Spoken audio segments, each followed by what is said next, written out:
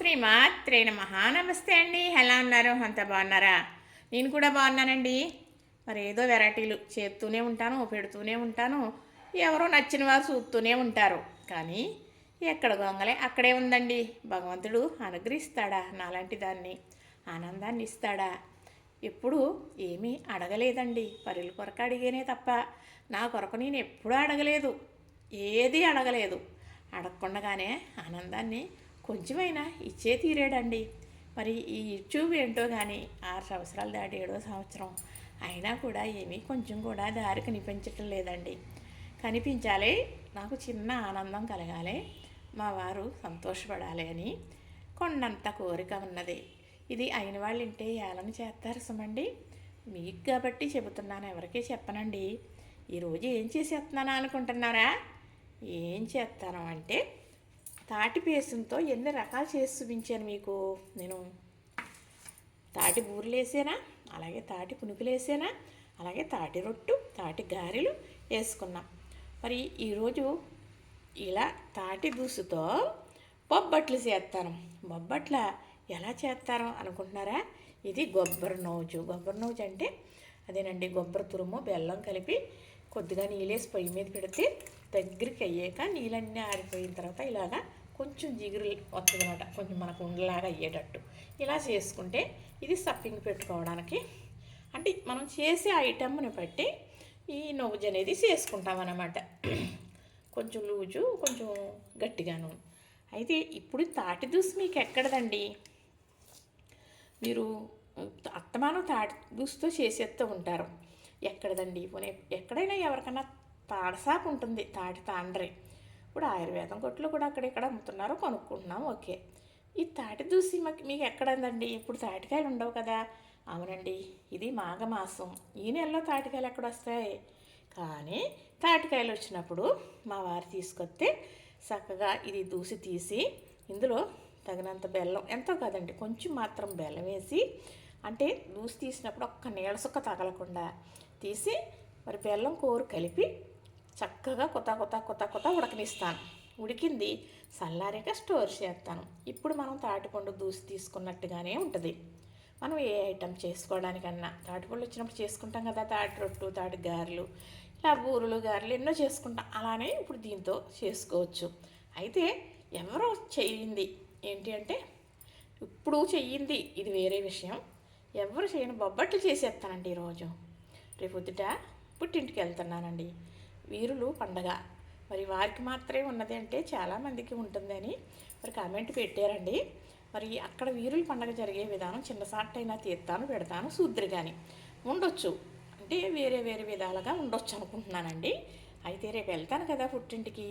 మరి చిన్న అన్నయ్య వాళ్ళ అబ్బాయి చిన్నల్లుడు మరి ఇయ్యాలి వారు కదా, ఉట్టి చేతులతో వెళ్ళకూడదు, ఏదోటి పట్టుకుని వెళ్ళాలి. కొన్నాయి పట్టుకెళ్తారు, పక్కన పెడతారు, తింటారా?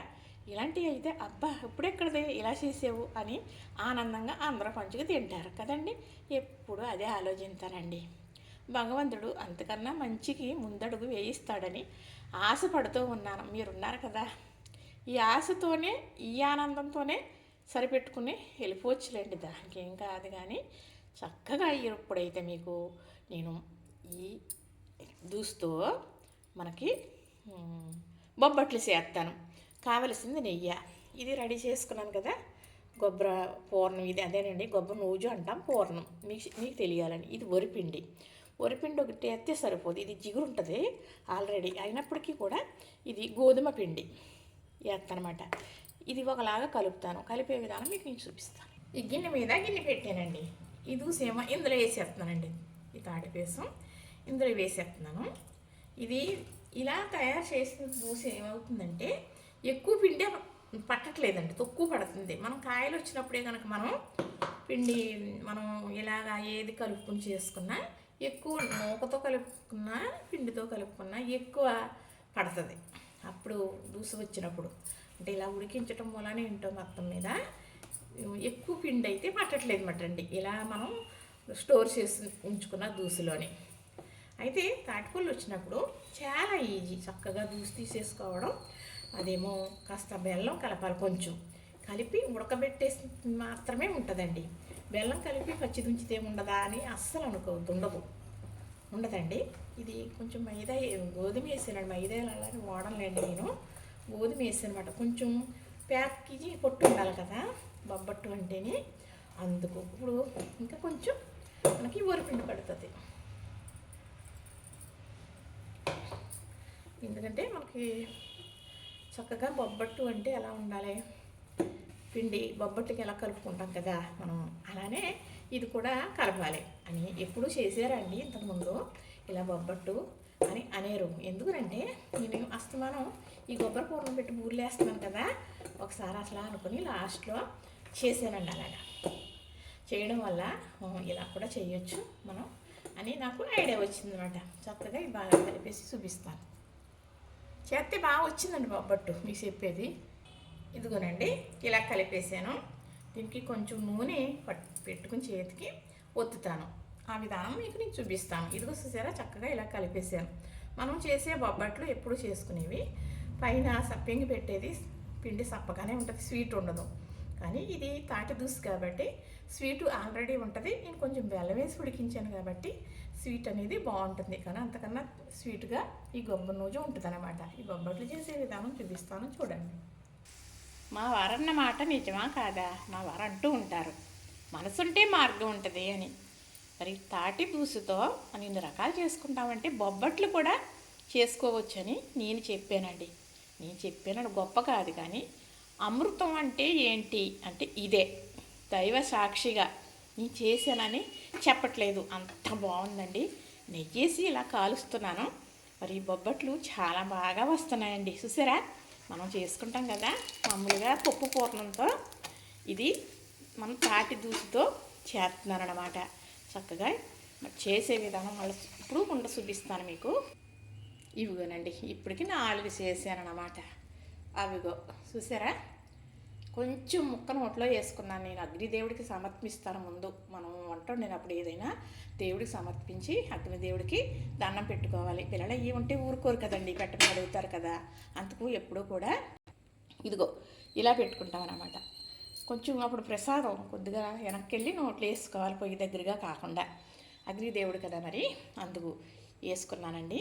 నెయ్యితో కాల్సినేమో చాలా అంటే చాలా బాగుంది. ఇదిగో ఇలా ఒత్తేసాను కదా, ఇప్పుడు దీని మీద వేసేది చూపిస్తాను. ఇప్పుడు చక్కగా ఇది వచ్చాను కాబట్టి మనం బొబ్బట్టి ఎలా వచ్చుతాం అలానే ఇదిగో చూసారా ఇలా వేసాను. ఇది ఇలా కాలుతూ ఉంటుండగా ఇంకోటి చేసే విధానం మీకు నేను చూపిస్తాను. ఇదిగోనండి ఇది ఇది ఇలా కొంచెం ఎత్తి పెట్టుకున్నాను, మీకు పైకంటూ కనపడుతుంది అని ఒక గిన్నె పెట్టి దాని మీద ప్లేట్ పెట్టి దీని మీద కవర్ వేసుకున్నాను. ఇదిగో కలిపాను కదా నేను పిండి, ఆ పిండి ముద్ద కొంచెం పెద్దది తీసుకుంటున్నానండి. ఎందుకంటే సప్పింగ్కి కొంచెం బయటకు వచ్చేసింది అనుకోండి ఇబ్బంది పెడుతుందని. దీని కింద ఇలా కొంచెం నూనె అయితే వేసుకుంటున్నాను, వంట నూనె ఇలాగా వేసాను కదా.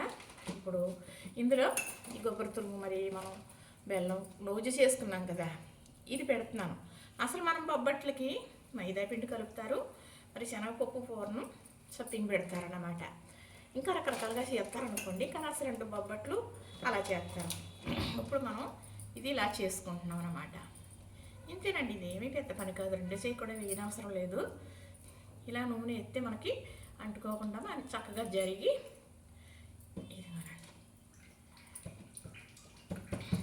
ఇంతేనండి. ఒత్తడం కూడా చాలా ఈజీగానే చూసారా, ఇంతే. ఇప్పుడు ఇది ఉల్టా వేసాను కదా, ఇప్పుడు దీనికి కొంచెం కాకుండా కొద్దిగా నెయ్యి వేసుకుంటున్నానండి. పెద్ద నెయ్యి మనకు మామూలు బొబ్బట్లులాగా పట్టట్లేదు, కొంచెం ఎత్తే సరిపోతుంది. చక్కగా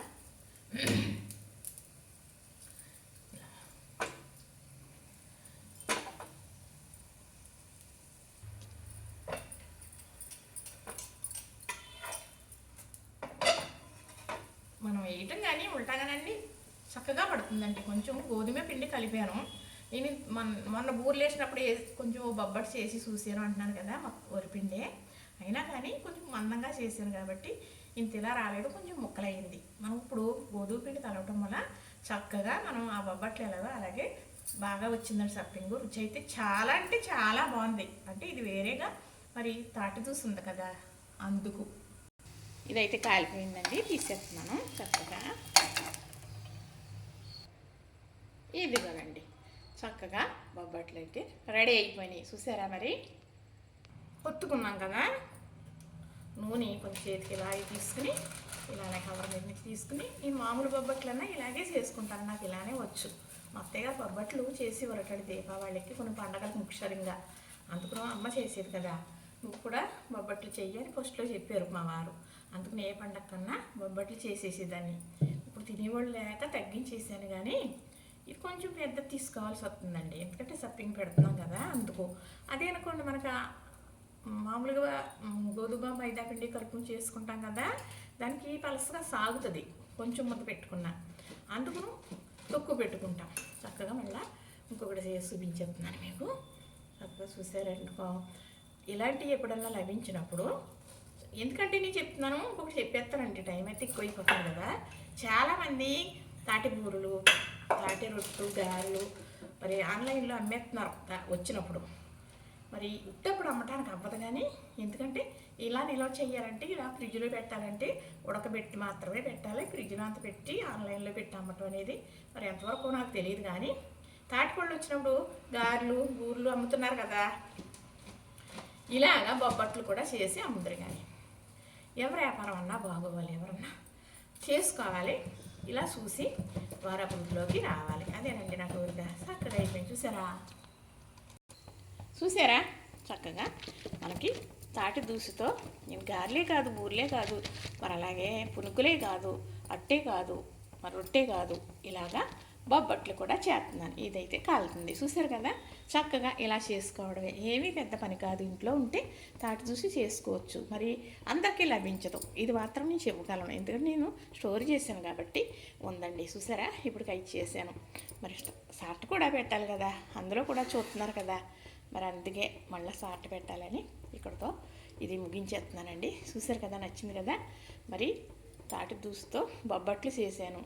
అమ్మేవారు వచ్చే సంవత్సరం ఇది చూసి తప్పనిసరిగా ఇవి కూడా ఆన్లైన్ పెట్టండి, బోల్డంతా అమ్మకం అవుతుందండి. ఇది నిజంగా దైవ సాక్షిగా నేను చెబుతున్నాను. చూసారు కదా, నచ్చింది కదా, లైక్ చేయండి, షేర్ చేయండి, సబ్స్క్రైబ్ చేయండి.